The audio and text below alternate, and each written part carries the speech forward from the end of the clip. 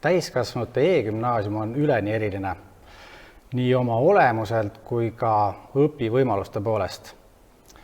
Nimelt Eestis ei ole teist kooli, mis on nii kavandatud kui ka loodud õpetajate poolt.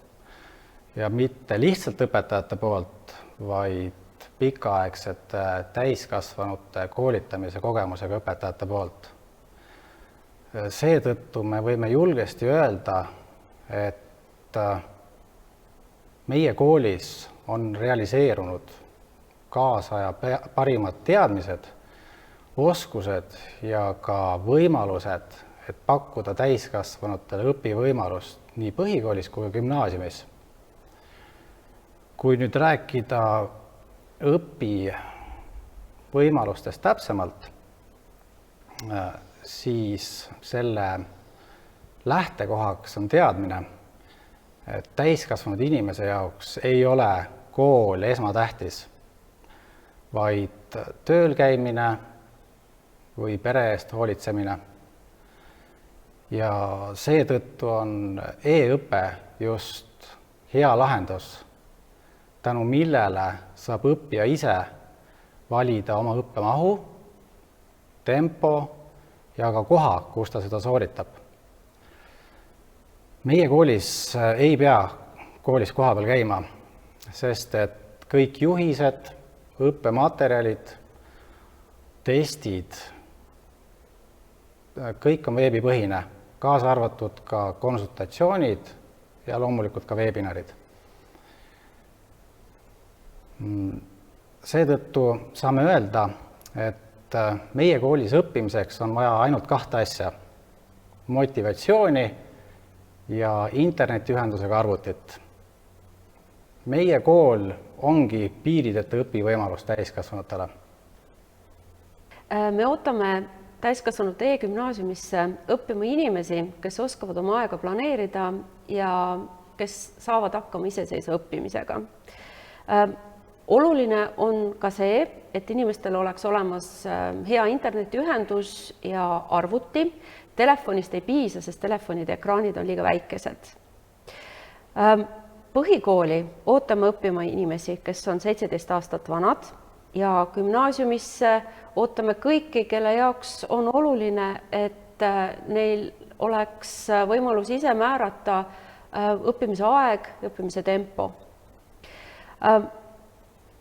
Näiteks mõned meie edukad õppijad.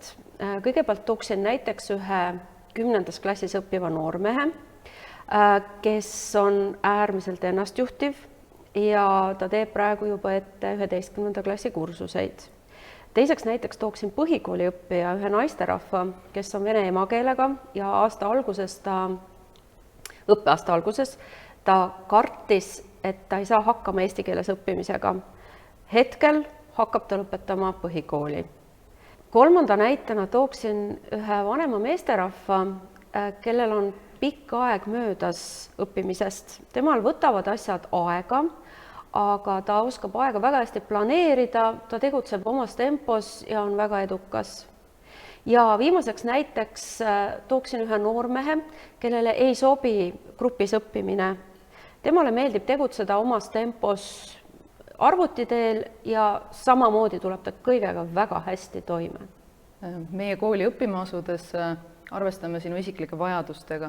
Kooli tulles saad sa omale individuaalse õppenõustaja, kellega koostöös siis saad valida need sobivad kursused ja kujundada seeläbi siis omaenda õpitee. Et nagu Reio juba mainis, siis ei pea sa gümnaasiumi just läbima 3 aastaga. Sa saad ise valida kursuste arvu vastavalt sellele, et kui palju sul on aega õppimiseks. Et näiteks kui sul on pere ja töö, siis sa ei pea võtma 24 kursust ühel õppeaastal, vaid sa võid võtta ka poolkoormust ja ülejäänud kursused teha siis järgmisel aastal. Meie kooli saab tulla tegelikult õppima ka üksikuid õppeaineid. Sa võid olla mingi teise kooli nimekirjas näiteks, aga sa tahaksid kas siis mõne teise õpetaja juures või lihtsalt teistmoodi üle veebi õppida mingit ainet ja siis saad ka tulla meile õppima.